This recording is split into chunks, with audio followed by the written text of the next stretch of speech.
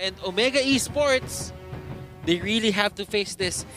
I hope they figure out something in this game, because if not, they're going to go to the lower bracket. Ladies and gentlemen, game number 2. We head on to the Celestial Palace, and Gideon, Leo, and Contra take it away.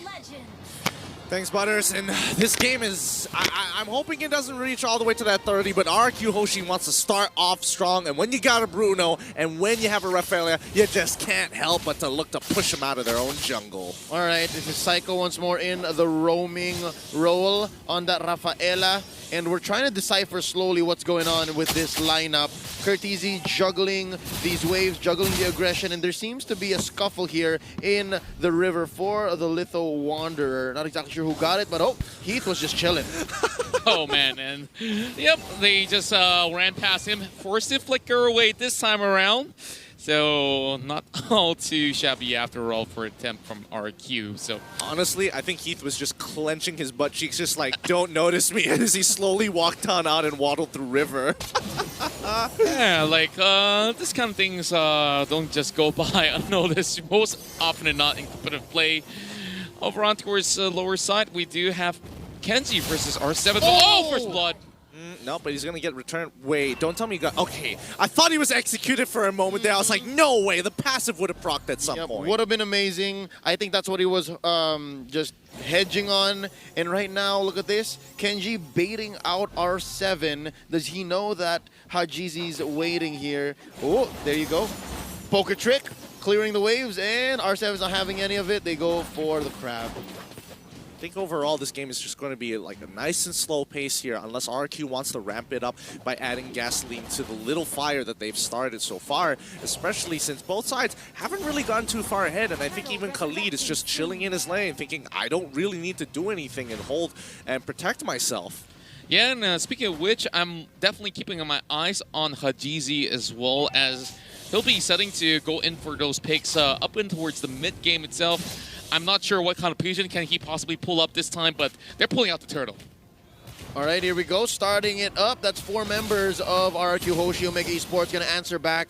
Turtle at less than half health. Feathered air strike pulled in here by Yelia's. Vin going to be the first target. They're not having any of it. Heath does not have unstoppable force, but he has ejector. Vin gets bursted down, taken out by Hajizi. That's going to be a trade, though. Hajizi destroyed by Albert from the back lines. It's free hits from the Bruno. That's going to be 2 for none plus a turtle. 2 for 1 make that.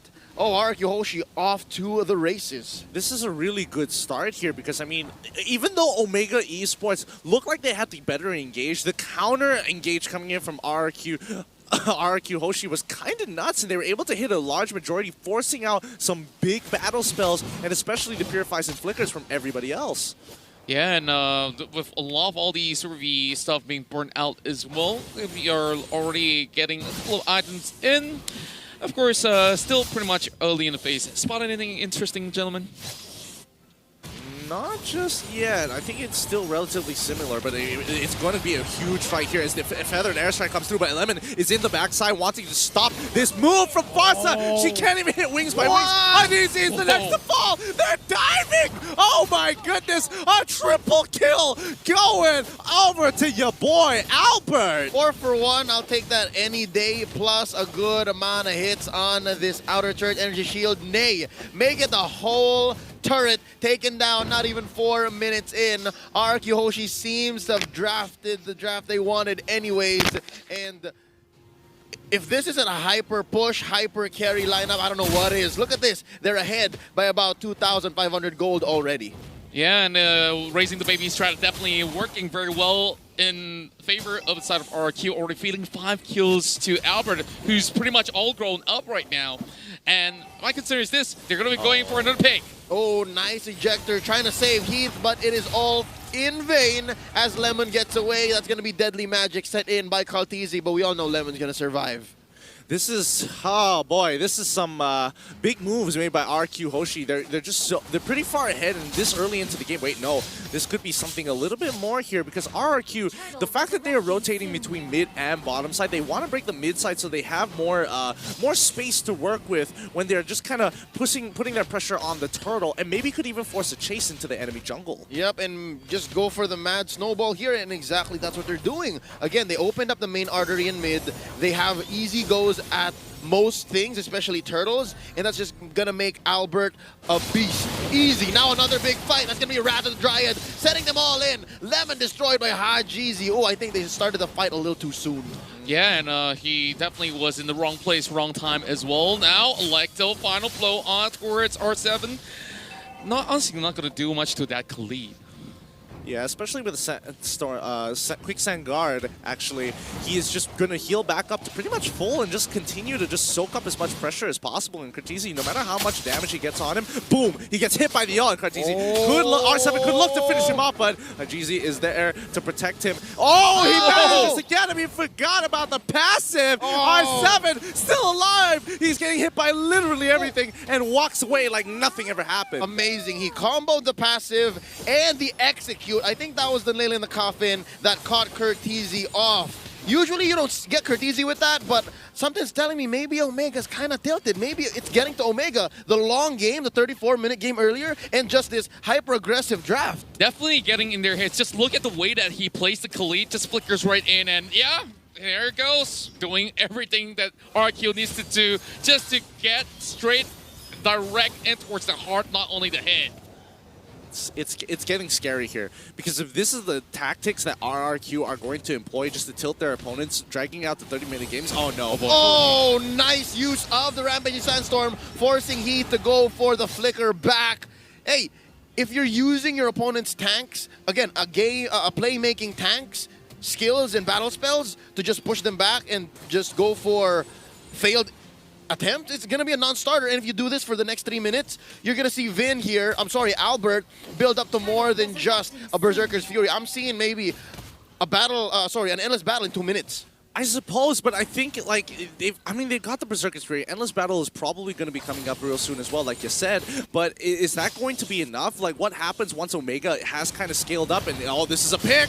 Oh, that's Vin. Oh, he's able to get out despite all the deadly magics. Nice spin down, Imperial Justice onto Heath, and yeah, you're underneath the turret. You turn it into a chase like this. It's gonna be fine. Emoji Esports knows to retreat.